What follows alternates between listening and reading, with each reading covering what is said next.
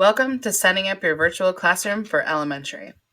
After completing all the Seesaw modules, you should be ready to make sure your classroom is set up and ready to go.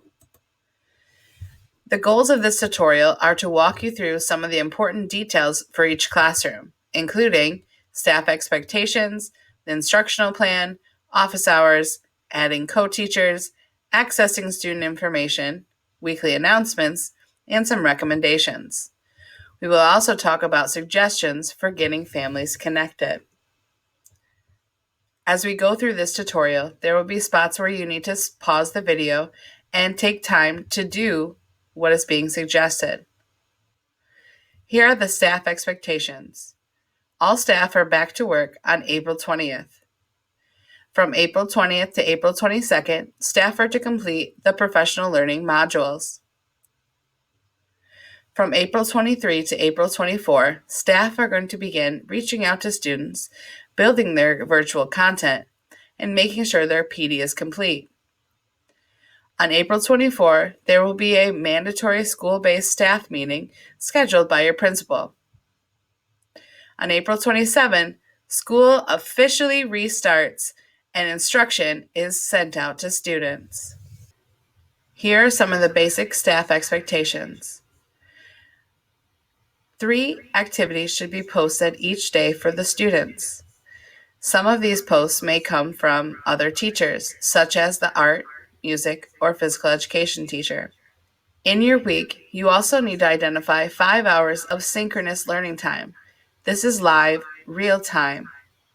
You don't have to be teaching a lesson, but you can use this time to meet with groups or individual students. You need to work with your building principal to make sure your schedule is approved. If you have any further questions on expectations, please contact your building administrator. The instructional plan for elementary, pre-K through first grade is as follows. As you can see, each day there are 3 activities posted and 20 minutes of choice reading. The schedule rotates, so on Monday, Wednesday, and Friday, math and ELA activities will be sent out. On Tuesday and Thursday, science and social studies activities are sent out. Music, art, and PE have a day each in the week. The other 2 days' activities are for character building and are at the teacher's discretion as to how they use them. The instructional plan for 2nd through 5th grade looks very similar. The only thing that has changed is that activities in math, ELA, science, and social studies are now 30 minutes each. Please note that the instructional minute times are listed as a total time the student is working. The 30 minutes for a math activity includes the time it takes to go through the teacher's activity and the work time.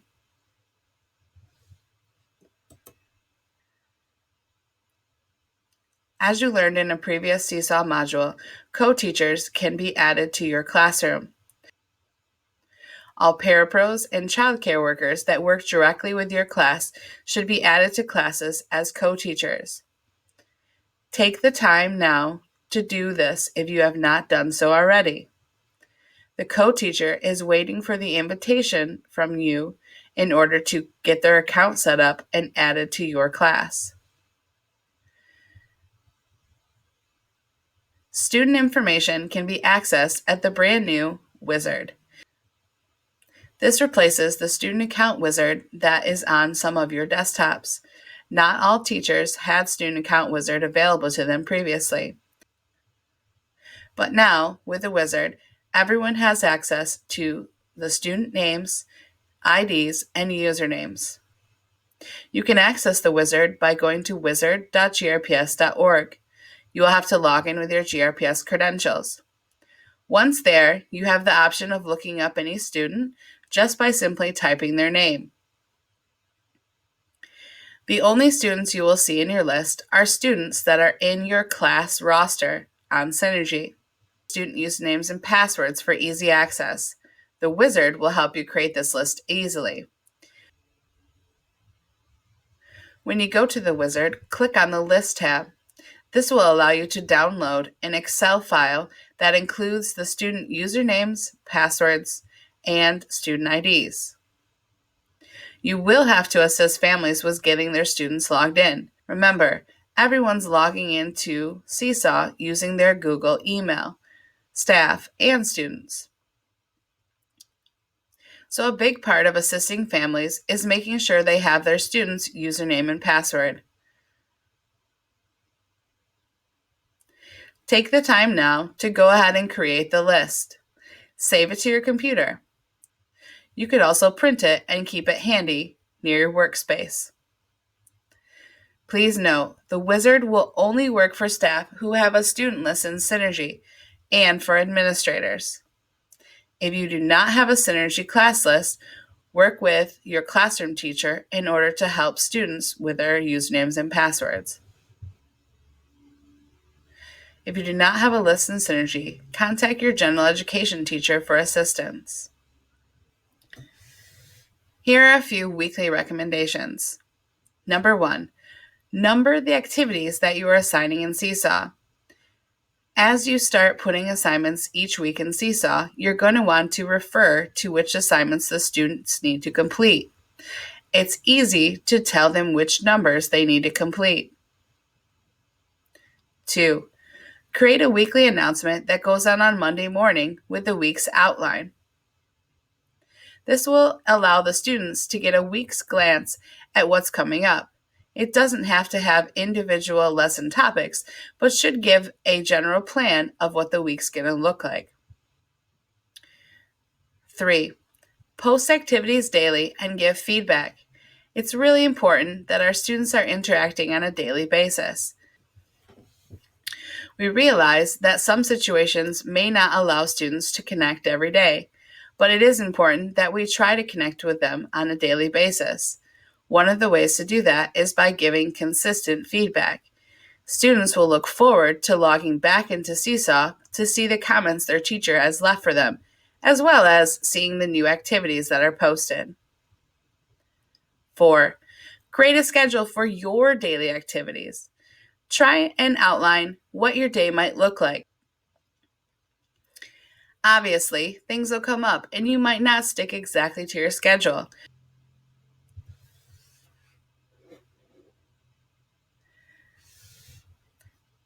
But this will help you create some sort of normalcy for this change in our situation and having to work with our students while being at home. Let's check out how a weekly announcement that goes out on a Monday might look for the students. Hello, everyone. Right now, I am in the inbox portion of Seesaw. And what I would like to talk to you about is how I use the inbox feature to send home announcements to help the boys and girls and their families stay organized. So here's an announcement that I sent home to both students and to their families. I sent this home. It's just like a little schedule of what we're going to do for that day. So I send one of these home daily. So here I have, today is April 14th, 2020. You can read what the schedule says. This is where I tell them what I would like them to do. Just as a little tip, I number my activities so they can look for the number of activity, and you can read that for yourself. I've also left them a little message. Hello, boys and girls. Today is April 14th, 2020. It's just a nice way to make it a little bit more personalized. I'm so glad you are here. We have so many great activities we're going to be. The way that I do this is I go up right here. Oh, one little tip before I move on. So I don't have to keep redoing this over and over. I've learned that I just go ahead and I highlight that and I copy it. And then I'm going to go up here to this green circle with the plus sign. I'm going to go to send an announcement. And like I said before, I send my announcements out to everyone like this. Then I go ahead and I start typing my assignment or my announcement in there. Now, I did that little trick. I pasted that right in there. I can just change it to the next day or I don't even know what the date is, to be honest. The 21st, maybe today? Nope, I think tomorrow's the 20th. So today is Monday, April 20th, 2020. And I can change these all around as I choose to. This is a neat feature on here. So this is where I can add that attachment. Kind of a neat thing that I just saw start popping up on some other friends who are doing this is to go to the video. And it's kind of fun because you can video record yourself, and you could use like a little puppet, and you could come on and have the puppet talk to the boys and girls about what they're going to be doing today. It just helps for that personalized touch, because it's truly what these kiddos need right now is some personalized touch from you. So if they can see your face every day, I think that'd be an awesome thing. I saw one teacher doing their morning calendar on here. It was a kindergarten teacher. They had a little calendar, and it was just a very nice personal touch. So that would go ahead and we could click done when we got our recording just as we'd like it. And my computer, there we go. I'm going to go over, make sure you're paying attention to all those check buttons, those green checks, because if you don't check them, nothing saves. So right now I've got that item attached, and I can go ahead and I can send this, and this will now go to all of my students, and it will go to all of my parents, my families.